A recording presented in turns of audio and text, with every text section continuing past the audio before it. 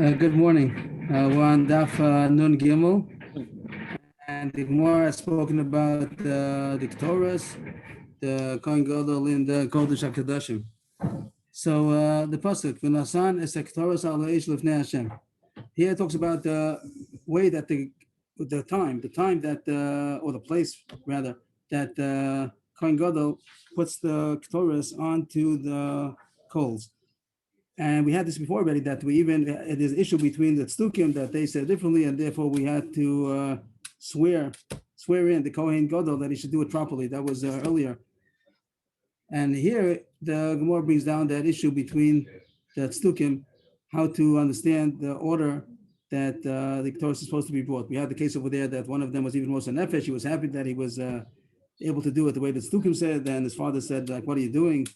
And he died over there. Just to put on the psukim might help over here. That will be darshaning.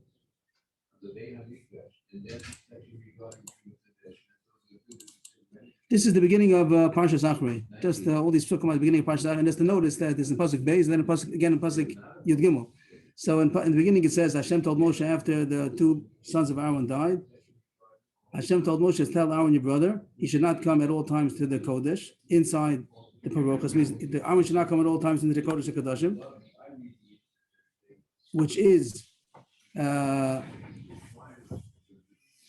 by the Kaporos, which is on top of the Aron. Okay, he shouldn't come in to the Kodesh HaKadoshim at all times, and he shouldn't die. If he comes at all times, he'll die. Because with a cloud, I am seen upon the Kaporos, so therefore he should not come in.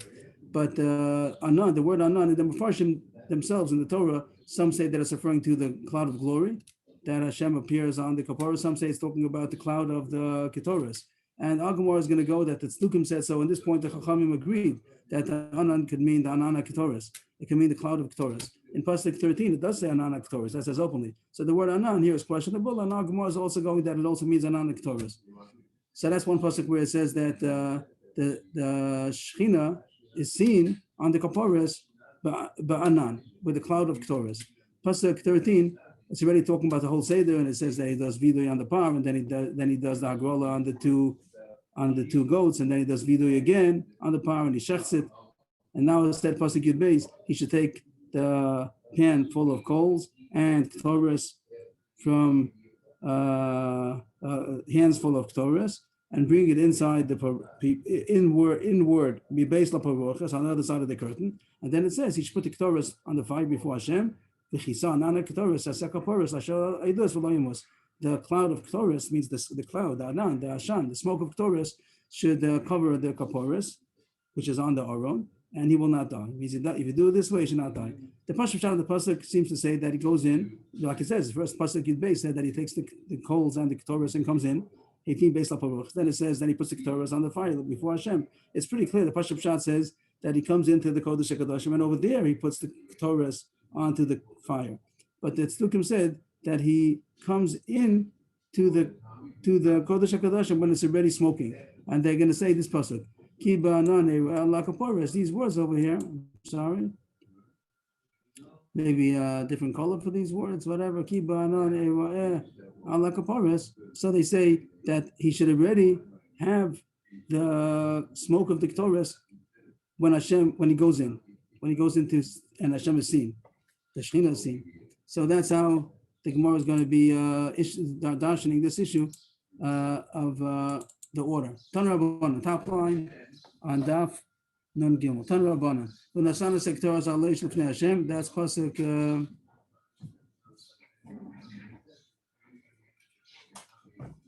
Again, maybe I'll leave 13. On the screen. 13. I'm going to take off the Gemara and let's have the screen on, the psukim on. Maybe that'll help us. So the Gemara, help me at least. So the Gemara says, top line, that's the bottom pasuk, 13, as you said. The real pshat is that he should not put the Ketores onto the fire and then come in, but he should put the Ketores onto the fire when he's already inside. He comes in, as we know before, he comes in one hand with the coals, one hand with the Ketores, and then he puts the coals down, and then in front of the Aron, that's when he puts the Ketores on. And this is the opposite of what the Tzdukim said, that he should put the Ketores on the coals outside when he's still in the Heichal and then bring it inside. My Darush, where did they get it from? That's Pasuk Beis.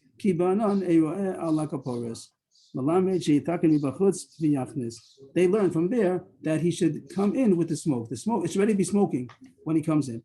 The Chacham said, it says in Pasuk Gimel, the pasuk says that he puts the Ketores before Hashem. I'd also point out a little extra that it also says at the end of the previous pasuk, it says openly that he brought the coals and the fire, the coals and the Ketores into the parochos before he puts it. Then so it's pretty clear the Pashup Shat and the Gemara says that's the way it's supposed to be. So how are we going to darshan the truth? How are we going to say over here in pasuk Beis? How are we going to darshan that those words? And then we learn out he's supposed to put some kind of an ingredient that's going to cause that it should smoke. That's where it says that it should have smoke. That the Gemara is going to say soon that you could have all of the ingredients, the 11 ingredients of the Ketores, and it won't have to make a smoke. You have to put it in Malashan. We had the issue earlier when we spoke about the Beis Avtinas, and they knew how to make the Malashan and they didn't tell anybody. It could be that there was a special Malashan that they knew how to make it in a way that it mamish goes a straight column of smoke, and then that was a special thing of Beis Avtinas.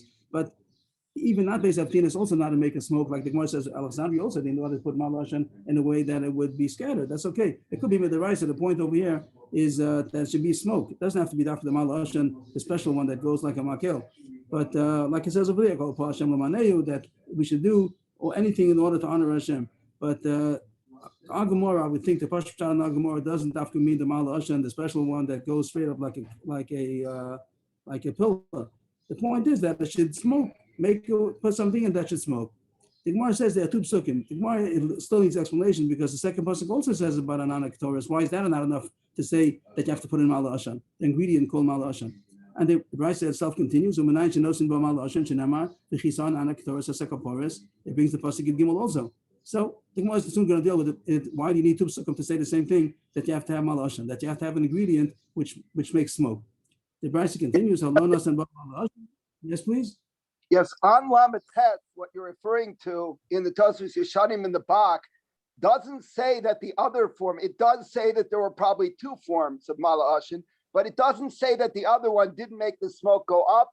And I can tell you from the Tosfos Nadav and Avihu, it's Dafka making the smoke go straight up, because that's the shaykhus of the Sugya with all the Chatoim that Nadav and Avihu are attributed with, that they should have boundaries, it should go up straight. It shouldn't be Yi'ava before Yira. It needs straight up. I don't think so.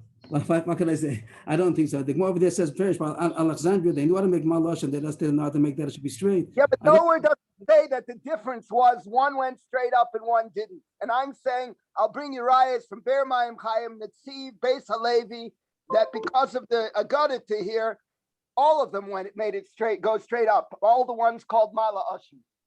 I'm still not sure what you're saying. We'll talk about it later, but it's mashma that it will be kosher even if it wouldn't go straight up, and that's why he says that the only problem why they said called Paul Shem Lamaneu, that was extra hidur to use the one that goes straight up, but it would be kosher. As far as Agamar goes, I think the whole issue was only that it didn't put it. Well, there's no Mal Ashan. You're jumping ahead with another Avihu. We didn't get there yet, but in the Pashup Shat, I don't see any issue about going up straight. The issue is that it should make smoke. The Gemara continues. First one on the line is it's about 10, 12 lines down. If it doesn't put the Mal Ashan, even though it's not one of the ingredients, there are 11 ingredients. The Mal Ashan doesn't make anything more of the incense. It doesn't smell it. It doesn't have the reich, but it makes smoke. So if you didn't put the smoke, the Mal Ashan, which makes smoke, or if he's missing one of the 11 ingredients, he's chayv misa. If he makes a Torah, it's not the proper way, so he's chayv misa. The Gemara is going to come back to these two psukim. We have two psukim which we still don't know why you need both of them for. The Gemara is going to come back. First, Gemara asks kasha. Excuse me, was that last part still part of the Brisa? Up through Chayav Yisa? Yes. Or is that part of the Brisa? Is that the end of the Brisa? Yeah, everything's a Brisa until, yes. Not a Marsa Kasha, the tape will I play. have a raya from Rashi. You're emphasizing the word Ashan. I'm emphasizing the word Mala. Look back. Please. If you're talking about that subject, I'd rather keep till later. There's not enough time yet. At the end of the day, I'd be happy to talk about it, but there's not enough time right now. Gorim la'ashan la'alot zakuf kamakil. The Gemara continues. The typically the Kamayel be Rekonis.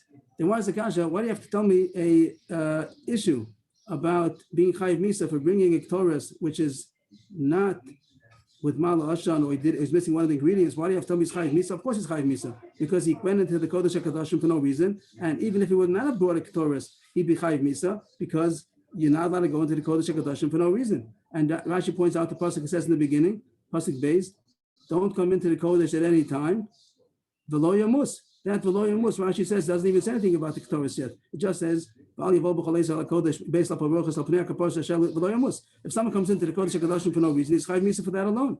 So why does the pasuk have to say for bringing Torah which is not kosher, he's Chayiv Misa? He's Chayiv Misa anyway, because he went into the Torah without a kosher for no reason. If he would have had a Torah, then it's for a good reason. But if he's coming in without a Torah, so that's coming in for no reason, he's Chayiv Misa for that.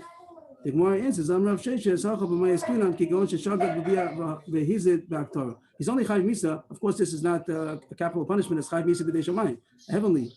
And he's only Chayiv heavenly death only if he did it intentionally. If he did it unintentionally, he's not Chayiv. That's the Gemara says, will be enough Kamina. If he came in, he didn't know that you're not allowed to come into the Kodesh HaKadoshim for no reason. So that was a shogeg. But he did know that you're not allowed to do the Torah, missing something. So that's amazing. So in a case where he would have known that you're not allowed to do the Torah improperly, but he did not know that coming into the Kodesh HaKadoshim for no reason is Chayiv Misa, so you have to tell me a Chiddush that it's Chayiv Misa for the Torah. Again, the Kasha was, every time you bring a apostle Torah, he should be Chayiv Misa anyway, because he came in for no reason. The fact that he came without a Torah, so what did he come in for?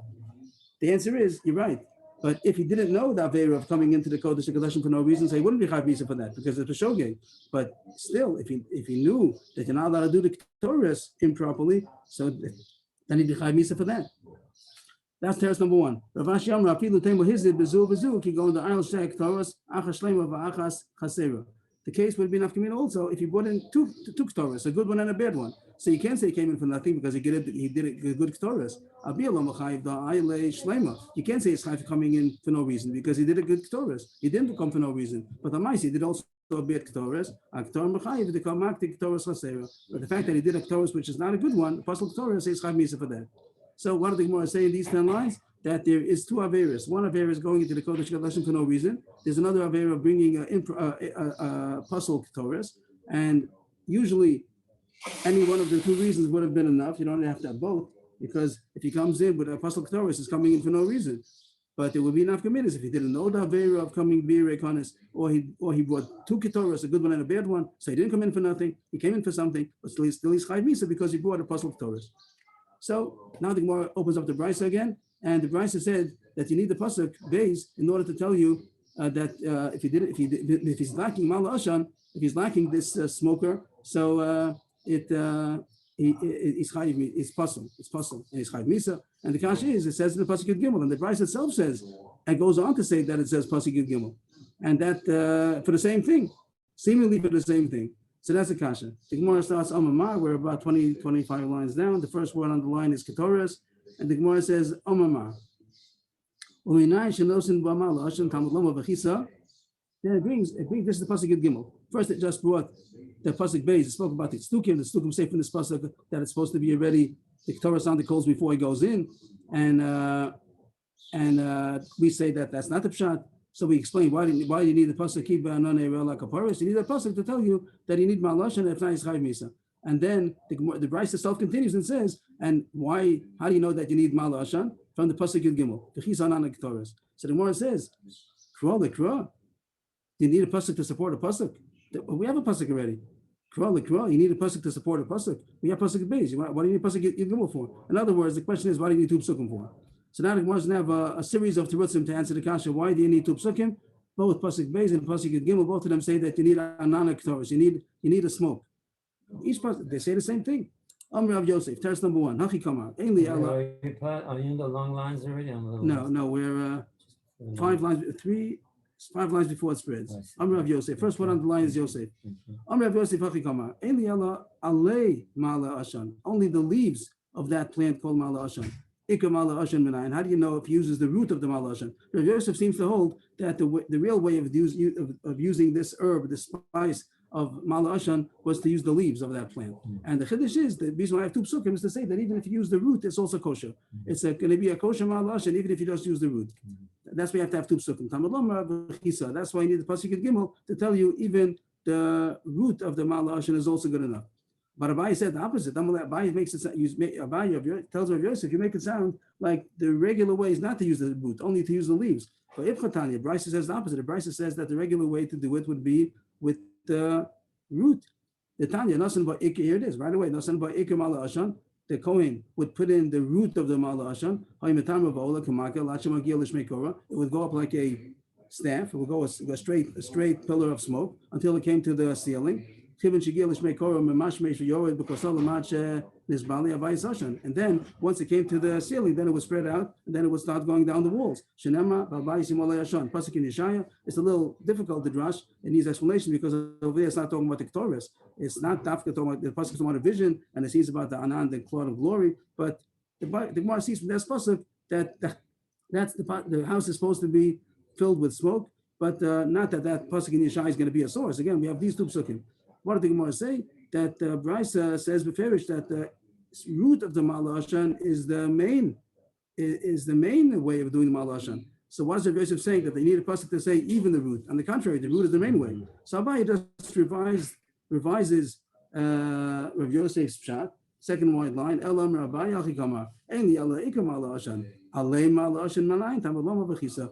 The same teretz as Rav Yosef, but it switches it around. That one pasuk alone would have taught only the root, which is the main way of doing the Ma'al Hashan. You have to have a second pasuk to tell you even if you use the leaf, also is good. So that's the first teretz. Again, what do you have to have two psukim to tell you that you have to have Ma'al Hashan? So Rav Yosef, Rabbi's revision says that not only the root, even the leaves are also kosher enough. Third white line. Rav Shesha Samar, Ainli Ela Ol Moed, Shabbat Midbar. If I only would have said one pasuk, I would have thought only in the Mishkan is the such a din of having Ma'al Ashan. But Shiloh, Beis Olam Minayin. How do you know in Shiloh and subsequently the Beis Hamikdash that also you have to have Ma'al Ashan? Tamad Loma v'chisa. That's why you need two psukim. But the Gemara is not happy with this pshat. This was the second pshat to answer the why you have to have two psukim. But the Gemara says no, that we know already. We know that for a different pasuk. The pasuk pshat, the pasuk over there is talking about when you sprinkle the blood. So you sprinkle the blood in the Kodesh HaKadoshim, and so too should he do to the Ol Moed. But Gemara is darshaning that it means to say any place, Hashocheni Tom, wherever Hashem is, wherever, no difference if it's going to be in the Mishkan or in the Noah, Givon, Shiloh, Beis Olamim, it always has the same halachas. So the Gemara does not accept Rav Shesh's teretz that you don't need a special pasuk to tell you that this halacha applies in the Beis Hamikdash also. So a different answer, this probably also is Rav Shesh's. Ella Hachikama, Ainli Ella Yom Kippurim, V'Shayim Moshe Hashanah Minayin, Tamad Lama V'Chisa. The reason why you have to have two psukim is one is for Yom Kippur, which the whole pasuk here is talking about Yom Kippur. But the Gemara is mentioning that one extra one, even though it's talking about Yom Kippur, will, like it says in Meino Inyan, if it's not relevant to what we need it for, we could apply it someplace else. So the rest of the year also, you must have Ma'al Ashan. So Ma'al Ashan is not only necessary on Yom Kippur, where the pasuk talks about it, also the whole year round, also you must have Ma'al Ashan. Rav Yama. How many teretz now? This is already we have two teretz. This is the third teretz now. You have to have two psukim to say like Shana Lav Lakev. It has to repeat it in order to say that it's even the Eved not kosher. So you have to have two psukim. If it only would have said it one time, you would have thought that you should have it, but not that it's Ma'akev. It says it two times that it's even Ma'akev. I don't understand over here because if it says that it's Chayiv Misa, isn't that enough to know that it's Ma'akev? If it says that if someone does it this way, so it's Chayiv Misa, doesn't that mean that it's possible? Is it possible to say that it's kosher and still it's Chayiv Misa?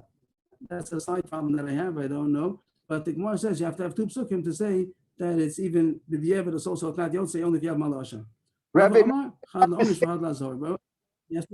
no one understands the Beis Yosef Kuf Lamed Gimel, but he seems to say that B'di'evid, if it's not got Ma'al Ashan, it's kosher. But nobody knows how to answer him with the sugya that says Mefarish in the Gemara, it's Chayiv Misa. But there is such a daya. Mm-hmm.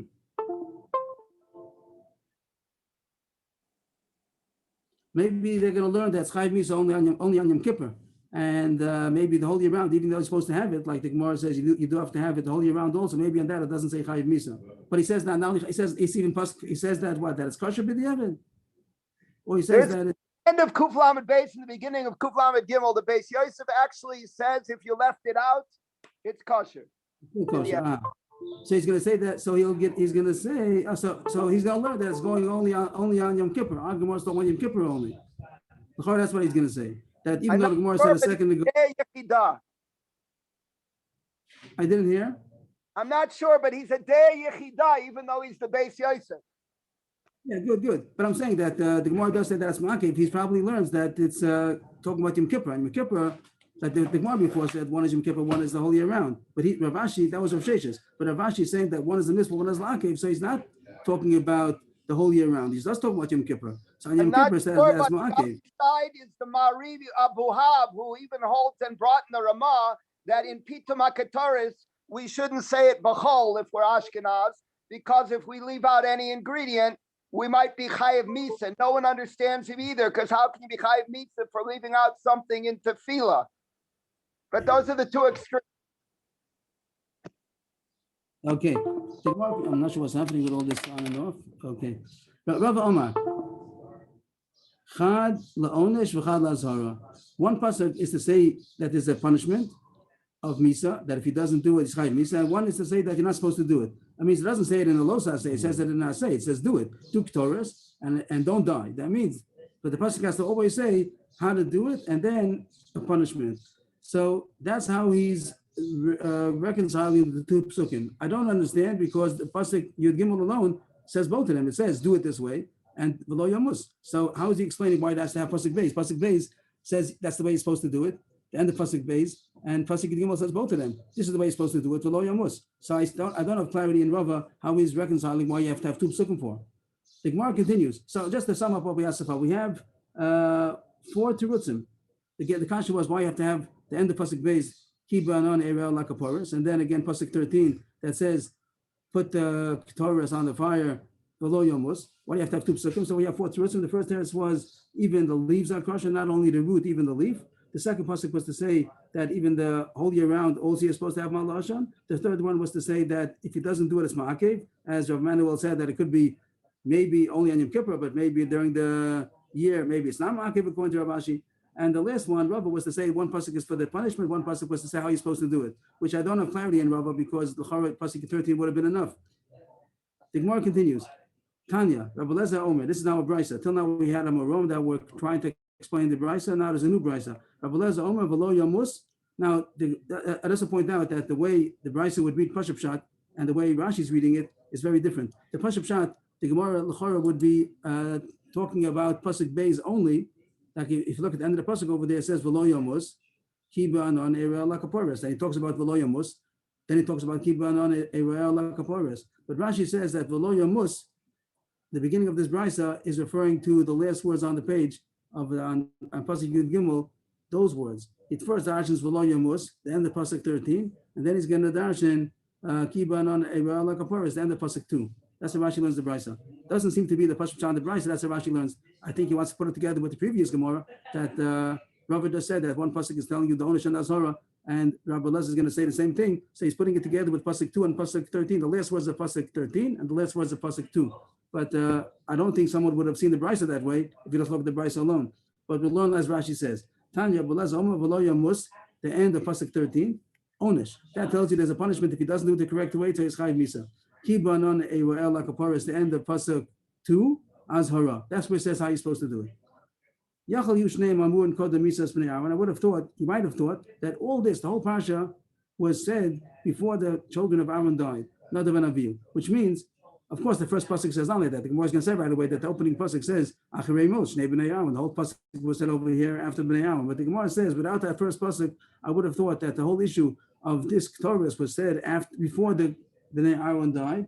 And what does the Gemara want with that? Rashi explains that then we would have attributed the death of the Nadav and Avihu that they did this mistake. If the pasuk would have said before they did it, before Parsha Shemini, over there it says the story that they did it. If it would have said this parsha before, we would have thought that that's the mistake that they made. I don't know why the Gemara would have thought that. It doesn't say anything about. It says they brought a Torah, a Zorah, but the Gemara thinks that the Avei, we're looking for an Avei. What did they do wrong? As if we don't know what they did wrong. So we would have thought that's what they did wrong. They didn't put the smoke. If it would have said that they didn't put or they did it the wrong order before they came into the Kodesh HaKadoshim, whatever the case would have been, I would have thought that was the mistake that they did. Talmud Lomar, no, Acharei Mos Shnei Bnei Aaron. The whole pasuk starts off, pasuk 1. It says this whole memra, this whole Dibra of Hashem was only after the Bnei Aaron died. So you can't say that's the reason why they died, because they weren't even told yet. Yechal Yushneim Amurim Achar Misa Shnei Bnei Aaron. You might think that the whole parsha, this is Kipshuto, that the whole parsha, pasuk 2, pasuk 13, everything was said after the Bnei Aaron died, and they didn't have any idea about it. They didn't know you're not supposed to do it that way. Talmud Lomar now. Kiba Anan Eiro Ea Lakaporis. This the end of pasuk 2, the Gemara is going to say a drash that this was really said before the Bnei Aaron died. Even though the pasuk over here in the pasuk Pshat, pasuk 1 says all this was said after Bnei Aaron died, the Gemara is going to say a drash that pasuk 2 was said before the Bnei Aaron died, and they did know you're not supposed to do it that way. They just didn't know that it's Chayiv Misa, but they did know you're not supposed to do it. And the Gemara is going to say how the Gemara sees that in the words, the way you're supposed to do it, the instruction of how to do it, call it pasuk 2, that was said before the Bnei Aaron died, and they knew it. You're not supposed to do it that way. But the Onish of pasuk 13, that it says V'lo Yamus, that was not said until after they died. And since they didn't know that the punishment is death, so they couldn't have been punished with death, since they didn't know. They knew it was wrong, but they didn't know how wrong it was. Rashi points out that the V'lo Yamus that it says in pasuk 2 is not, even though it says a punishment over there also, that's not referring to bringing it without the Ketores. That's going at the beginning of the pasuk. Al Yavo B'chalei Sal HaKodesh. We could even take off just to okay, it's a little hard to handle the computer now, but I would take off the yellow from the whole beginning of the pasuk just to the last 5 words. Kiba Anan Eira Lakaporis. But the words right before that, V'lo Yamus, Rashi says that's going at the beginning of the pasuk to be a rekonis. Don't come at any time into the Kodesh HaKodashim and don't die. So that pasuk doesn't say anything about the Ketores. It just says that don't come at any time, be a rekonis. So the V'lo Yamus of pasuk 2, Rashi says is not referring to bringing a Ketores that's possible. But the end of pasuk 13, over there it says, bring the Ketores and don't die. So if you don't bring the Ketores properly, so then it's Chayiv Misa. So Rashi says that, that's Rashi learns the Gemara over here, that the Bnei Aaron, they did know that it's not the right way to bring the Ketores without to go without the Ketores or without the Mala Ashan, whatever you're going to dash over here. This halacha that it says in pasuk 2, they did know, but they didn't know pasuk 13 that it's Chayiv Misa. My Talmudah, how do you see from the 4 words that it says Kiba Anan Eira? How do you see that it was said before? The Gemara says you would have thought the pasuk Pshat that all these psukim were said after Mises Bnei Aaron. So it says no, Kiba Anan Eira. How do you see from there that this pasuk was said before the Bnei Aaron died? Amar Rava, Amar Krua, Kiba Anan Eira, Vadayin Lo Neireh. The word Eira means I will be seen, which implies that Hashem was not yet seen, and Hashem was seen. Hashem did appear before the Bnei Aaron died. That's what it says in Parsha Shmini that that the fire consumed. Fire from heaven came and consumed the karbonos on the mizbeach, and then they saw the fire, and then it says that Bnei Aaron they did avera. So the Shechina was seen already. So here that it says Kiba Anan Eira, it sounds like Hashem said this when he did not yet appear. So this pasuk number 2 was said before the story of the Bnei Aaron, and you could say that they did wrong, but they didn't know they did this wrong. But they didn't know that it's Chayiv Misa, so they couldn't have been punished for that. So now the Gemara says, so why were they punished? First one on the line, so why were they punished? If this wasn't the mistake that they made, it means they might have made this mistake, but that wouldn't have been punishable by death because they didn't know that that's the punishment. So my time, why were they punished? What did they do wrong that was punishable by death? The very that they did was that they passed in front of the Rebbe. Even though they made a right drasha, the Gemara is going to say now that they did something a drasha that was right, but they should have asked Moshe. Moshe was right there. It was a chutzpah to make their own psak, not in the presence of Moshe and not asking. My dorish, what was the drasha of the Bnei Aaron? That's a big pasuk in the beginning of Vayikra that says that the Kohanim should put fire on the mizbeach, even though, like it says, that a fire did come from heaven.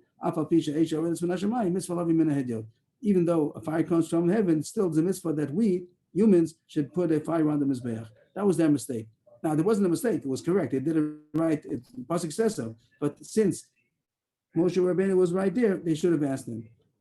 That's the end of the sugya. What happened? The Gemara had the drasha of the right, correct order. How you're supposed to first go into the Kodesh HaKodashim and then put the Ketores, the way we learned a few times already, and the way the pasuk 13 says. The Gemara's the whole issue of the Gemara was how to handle pasuk 2, which the Tzdukim learned from there that you had the smoke before you came in, and the Chazal say it doesn't mean that. It's just coming to tell you that there's supposed to be a smoke, and now we have 2 psukim that says there's supposed to be a smoke, pasuk 2 and pasuk 13, and we have 4 terutzim to say why you have to have 2 psukim, either to say that even the leaves are kosher, or to say that even the rest of the year, not only Yom Kippur, or to say that it's Ma'akev. If you didn't do it, so then it's puzzle. And the fourth teretz was one to tell you an Onish, one to tell you an Azara, which seems to be also what Rashi explains. Rabbi Lazar the Brisa also explains the two psukim that the pasuk 13 was for the punishment of Lo Yamos, and the pasuk 2 was for the way you're supposed to do it, the Azara, the instruction of how to do it. I'm just left hanging with the question. I don't understand that pasuk 13 L'chara also says that already. So what do you gain from pasuk 2? I don't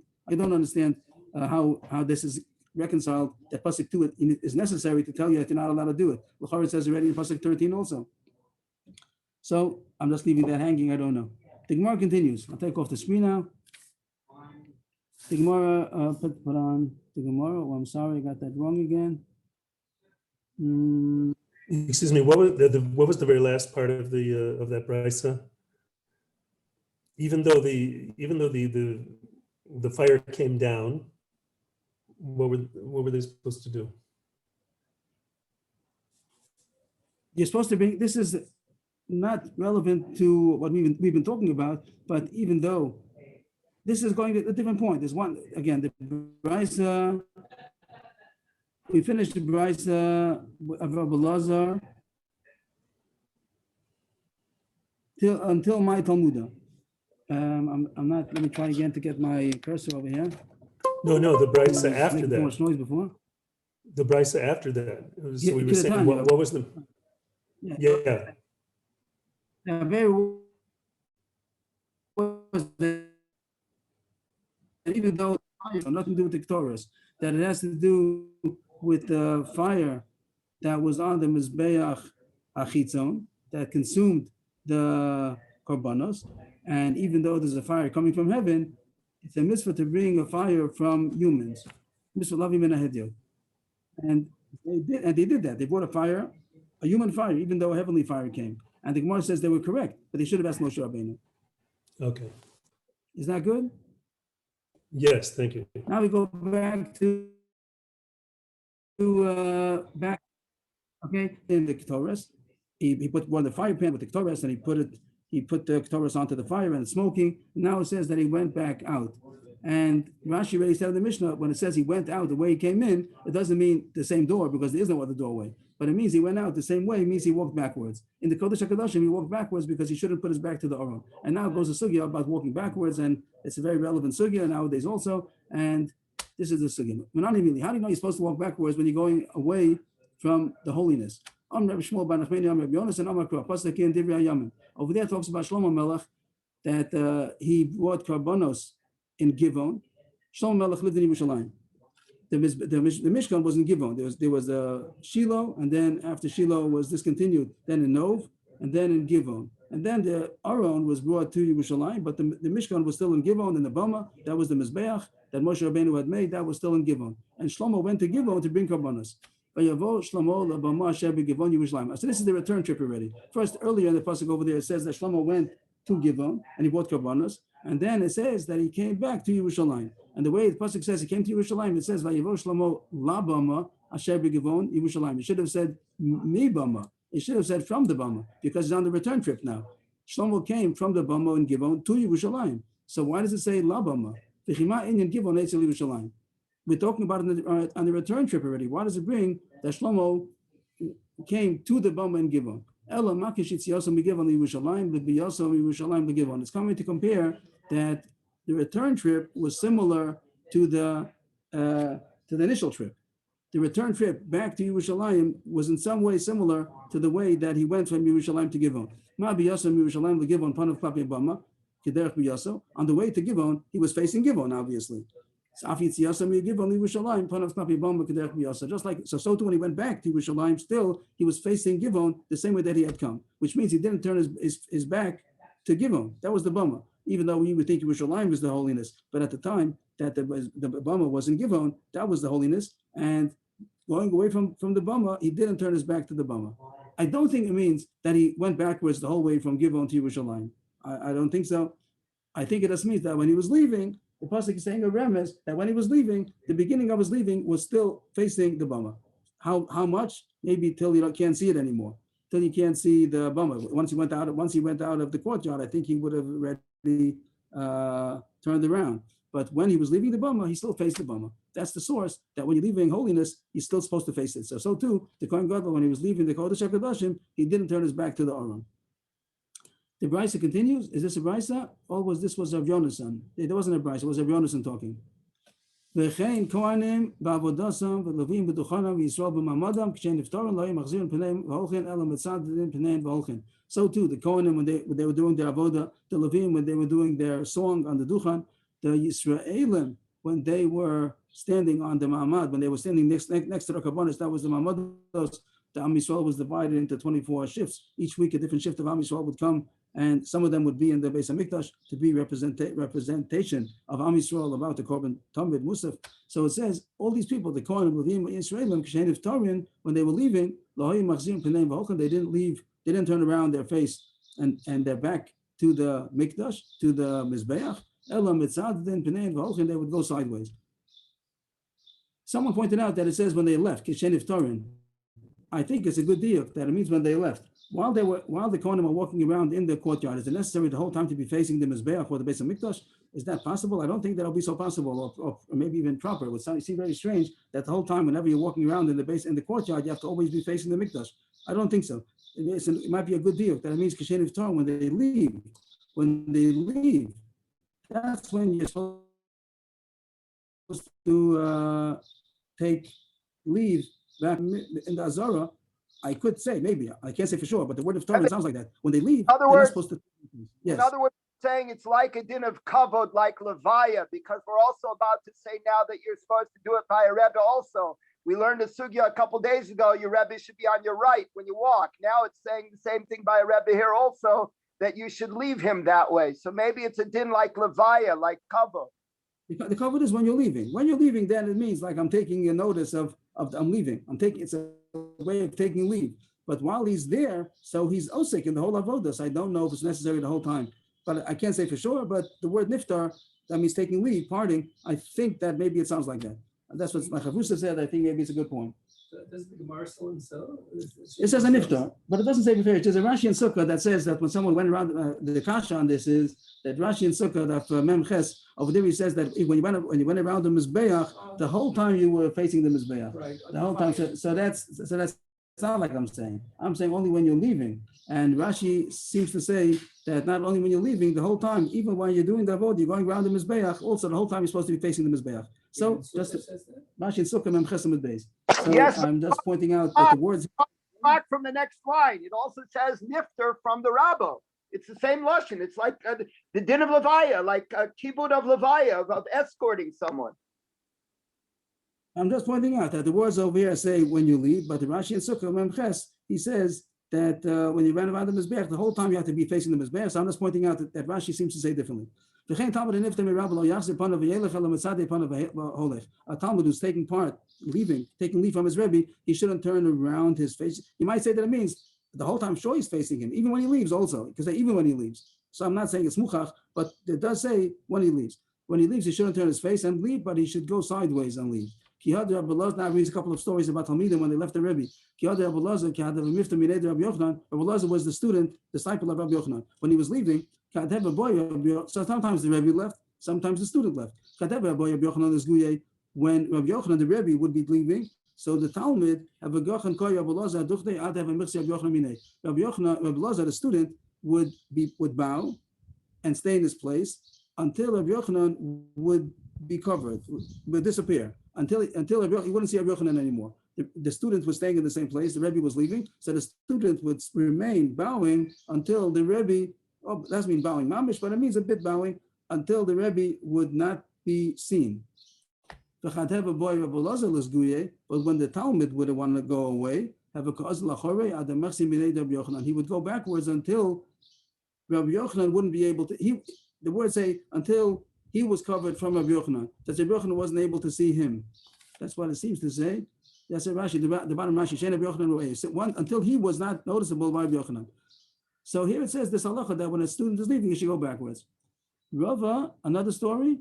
Rava, kad have a mifta mined Rav Yosef have azal lachore adam enakvan kare umitfasan askufta the Rav Yosef dama. Rava was a student of Rav Yosef. When Rav Yosef was leaving Rav Yosef, when Rava was leaving Rav Yosef, he would go backwards until his foot.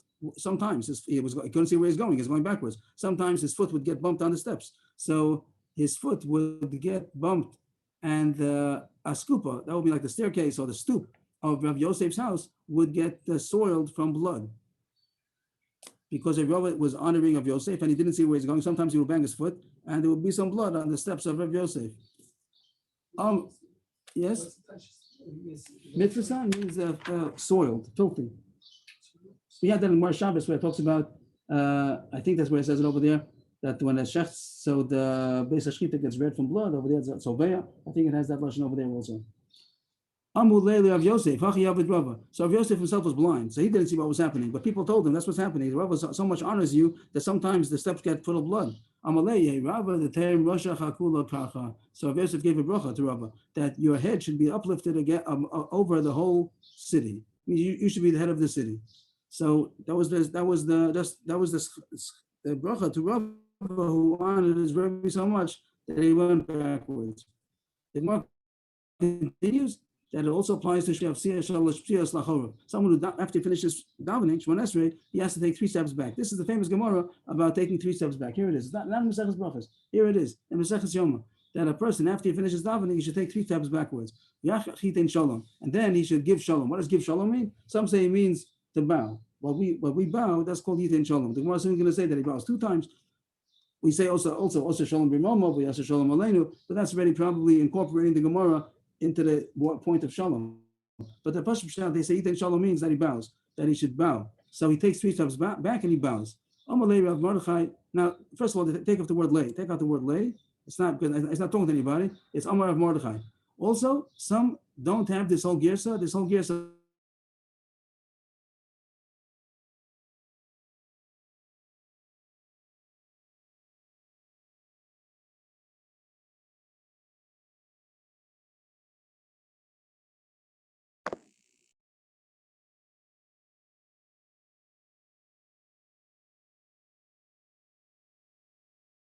But some don't have it. Some don't have it, and you talk about that it might be from the Gaonim, it's an insertion maybe, that's not from the original Gemara.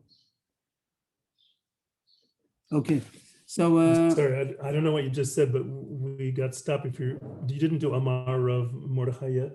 Right, I took out the word lay, Amar Rav Mordechai, not lay, and I just said also that maybe it's not a Gemara, the next couple of lines, until Shaval Keo, these might be an insertion from the Gaonim, and it's not from the original text of the Gemara, and it's not Rav Mordechai the Amora. It might be Rav Mordechai the Gaon, the Gaonim after the Gemara.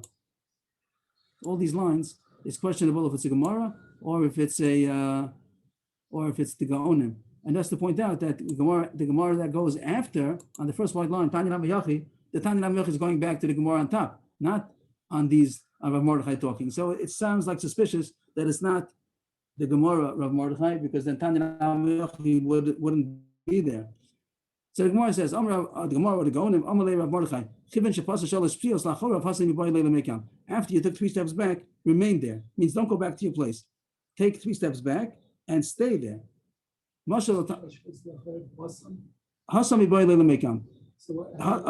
tzarich lamod. Sham tzarich lamod. Iboya means tzarich. Lameka means to stand. Iboya means he needs to stand. I thought Iboya was a shayla. Not Iboya. Like Iboya means he has to. He needs to.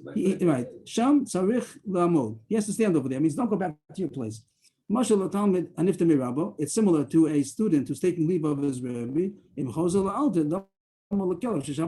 he goes back, he does to leave. Right away, comes back in again. So I don't know the mashal exactly. He says like a dog who goes back to his vomit. So what's that all about? I mean, I could say it's not proper. He just left to come back in again. What are you doing? You're coming and going. Like the Rebbe says, what's happening? So I understand that it's not proper to come back in again. But what does that mean? That it's like a dog who goes back on his vomit. Who's the dog? Who's the vomit? I don't get it. I and Ben Yoyada on the whole sugya. It's very nice, but it's Kabbalah, so I won't say it. Thank you, Yeshiko. Thank you for the Marim welcome, and thank you for holding back. It's also yeah. Why does he have to go? Could he walk after he finished going back 3 steps? Could he right away go somewhere, or he has to stay there for a few seconds, or go back to the original place? Right, so that's a nice point. It seems the main point is let's say it shouldn't go back. It could be that going away also, just going away also, and maybe is Or, not proper. or maybe it's today supposed would to be another question. Could he answer, say, a cell phone call right after he finishes my essay, or should wait a few seconds? I don't know. I just would point out one thing that Should be off. I'm saying he had it on by mistake. I don't know. I just would say that one point I think people think you have to go back again. There's no such halacha to go back again. If you want to go back, you go back, but you don't have to go back. There's no din to go back. It's taking leave. There's no reason to go back to where you were and then to walk away. Someone wants to walk away, so walk away. Yeah, it may be like I'm saying, maybe to wait a couple of seconds, like it says, a couple of seconds before you go back or before you go away. But there's no difference to go back and go. If just people go back because they're going back to where they were, to their seat. But if they're going away, there's no reason to dafka go back.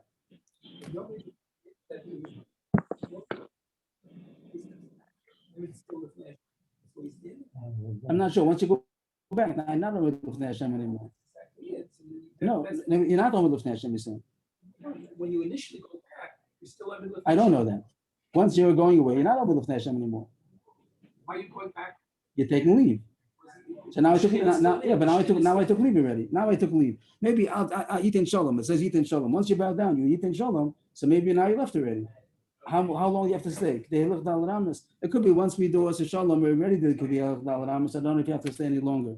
Hashem is Okay, really- that's the one everyone's. He's talking about leaving Atzilus and Olam Bia, coming back to reality. So it's all about Lifnei Hashem. Just look in the back. It's clear. Tani Namiyach, just as we pointed out, Tani Namiyach is going back to the beginning. It's not going more. Bishop and Levi. Tani, that's also suspicious. Sounds like if Mordechai is not here.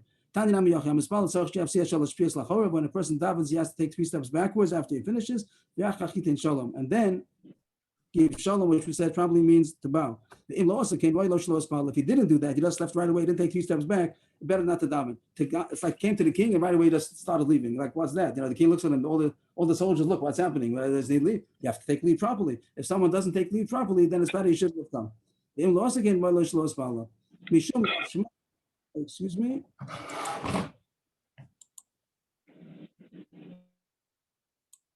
Mishum Rav Shmaya Amru, Shenosin Shalom that he gives shalom 2 times, to the right and to the left. So again, anosin shalom I think means that he bows, that bowing to the right, bowing to the left.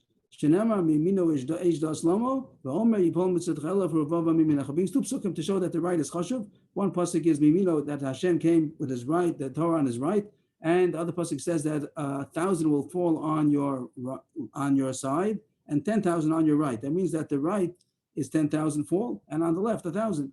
So you see two sources that the right is more chashuv than the left. Why do you need 2 psukim to say the same thing? You might think that the first pasuk is not a raya. It just says that on the right, usually the right is the one side that people use. So in the Mashal of Hashem, it says on his right, but it doesn't mean dafka the right. So the second pasuk is beferish that this is 10,000, this is 1,000. That 10,000 falling on the right, that means that the right is more chashuv. So give shalom to the right and then to the left. And now the Gemara continues. Rav saw Abai that when he was saying Shemon Esrei and he took 3 steps back, he first bowed to the right side first. Rav told him, "No, you got it wrong. He doesn't mean your right side. The small didach come in. It means Hashem's right. So Rashi says like you're talking to Hashem. So the Shekhinah is in front of you, facing you. So bow down to Hashem's right. So you bow down to your left. So the reason why you bow down to your left is because you're bowing down to Hashem's right. But don't bow down to your right. It's a different point that Rav Huna, the son of Rav Chia, the son of Rav Huna, said, I saw Abai Rav, when they take 3 steps back, they take the steps back in a bowing position, in one bowing position. As they're going back, they're going back in a bowing position. And then, as we said, you give shalom to our left, which is Hashem's right, and then to the right, which is Hashem's left. And just to point out, the minute that people bow a 3rd time, is not in the Gemara. That's not a Gemara. That's a Mordechai that brings down such a minhag that also to bound a 3rd time, like you're taking leave now, that's something else. So the Gemara doesn't say that. And the Gemara just says to the left and to the right. The Gemara continues. What's the idea of going to the left? What's the idea of bowing to the left? What? You're bowing to Hashem's right and to Hashem's left. It Uh-huh. probably means midas chesed, midas or whatever, but you're bowing to Hashem's right and to Hashem's left. Okay. So it says the Kohen Gadol a short prayer and the Bayis Achitzon, what the Pashut Pshat means in the Heichal. Yesterday we heard that it maybe it means between the curtains. If you want to accept that Pshat, my Matzlei. What is the tefillah that the Kohen Gadol davened in the Bayis Achitzon? Rav bar Abad, Rav bar Abad, Rav Amri. They say in the name of Rav. He was someone from Hashem Elokeinu Shetei Shana Zu Kishuma Shchuna or Shchuna Kishuma on the side Gersa. So rainy and hot. So first of all, it's a Kiddush because you would think that Yom Kippur already davened for a kapara. That's what it says. But you see that the Gemara is mityaches, even times in the Beis Hamikdash, that they were talking about the Yom Adin of the Gemara Din of Rosh Hashanah and the Yom Kippur. The Torah doesn't say that. The Torah says Yom Kippur is Yom Kapara, but in the Chazal it says that Yom Kippur is a Chasimus Adin of Rosh Hashanah. So you daven that it should be in the agriculture, everything should grow well. So it should be rainy and hot. The Gemara says hot. Shchuna mal yusei, is it good to be hot? If it's going to be hot, it should be raining. Then I guess that humidity, whatever, that it shouldn't get dried out. Even if it's going to be hot, it should be rain. So the daven for good crops. And the next Amora, he would continue the prayer. He said that Kohen Gadol continued praying. Lo yadi avid shultan with the base Yudah, that they should not remove, not veer Memshala from Beis Yehuda. This is the targum of the pasuk Lo Yosef Shevet Yehuda, that Yehuda should be the Malchus. Not much relevant today. We should be zochah that it should be a good Malchus. Malchus Beis David should come back. Allah Chaleinu Ata Hashem Levadecha. We shouldn't have all these Rishon that are trying to rule over us. So here the Kohen Gadol, he would daven in the Bayis Achitzon that the Malchus should not veer from the house of Yehuda. And also, to each other for parnasa. We did have in the Gemara brachas that sometimes it's b'diavad is good. David says the chuvas v'hana zuzu mizu, but they said even that's not enough. So everyone should have their parnasa. They shouldn't have to come on to each other for parnasa. And also the Kohen Gadol daven that Hashem should not accept the prayer of the wayfarers. What's the problem? Because the people all need rain. The wayfarers would rather that it should not rain because they're on the road. So the Kohen Gadol daven that Hashem should not accept the prayer of the wayfarers. Rabbi Chanina ben Dosa, a famous story, have a Kazal Borcha. Rabbi Chanina ben Dosa was on the road, showed the mitra Allah, it was raining on him.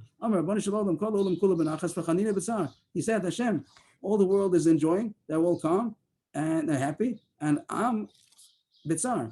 Rashi points out, everyone else has fields, so they're happy that it's raining. I'm on the road, and also I have no field. He doesn't have field back home either, so he doesn't want the rain. So he davened that it should stop raining. Pasuk Mitra, the rain stopped because of Chanina ben Dosa's tefillah. Then when he came home, he said the whole world is in tsar because they don't have rain for their fields. Chanina is benachas, I'm home already. I'm okay. I'm under a shelter. So that was a prayer, and then it started raining. Rav Yosef, my Hanyale, slow to the Kohen Gadol, the Gabriel Chanina ben Dosa. But the Kohen Gadol's tefillah didn't help against Rav Chanina ben Dosa. The Kohen Gadol davened that Hashem should not hear the prayer of the wayfarers. But Rav Chanina ben Dosa, he was a wayfarer. His tefillah overrode the Kohen Gadol's tefillah, and Hashem did listen to him, and the rain stopped. Tana Rabbanan, Ma'asav Kohen Gadol Echad Sherech b'Tfilaso. There was one Kohen Gadol who did stretch out his tefillah. He davened for a long time. After he came out of the Torah, it says in the Mishnah he should not, and he was davening long. It doesn't say what he davened for. Soon we'll see. The Nimdu Echav Kohanim Nikonis, and the other Kohanim, they started talking. They started Nimdu, means taking a vote. They started deciding if they were discussing if they should go in to see what happened to him. The Zohar says that they had a golden chain that they had in case he would die.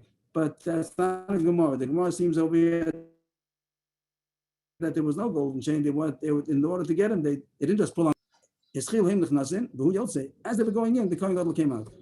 So they told them, Hashem, you're alive, but why took it such a long time? Why did you say it takes so long to tefillah? Is it difficult for you that I davened for you and for the Beis Hamikdash shouldn't be destroyed? That's why I davened. Don't do so. That says the Kohen Gadol says here that the Kohen Gadol should not say a long tefillah in order not to scare Am Yisrael. So you have to take into consideration. It's good you're davening, but take into consideration that everyone's worried about you. So worried about you and the whole kapara of Am Yisrael. So you should not take a long time. Say a short tefillah. Okay, so we'll stop here.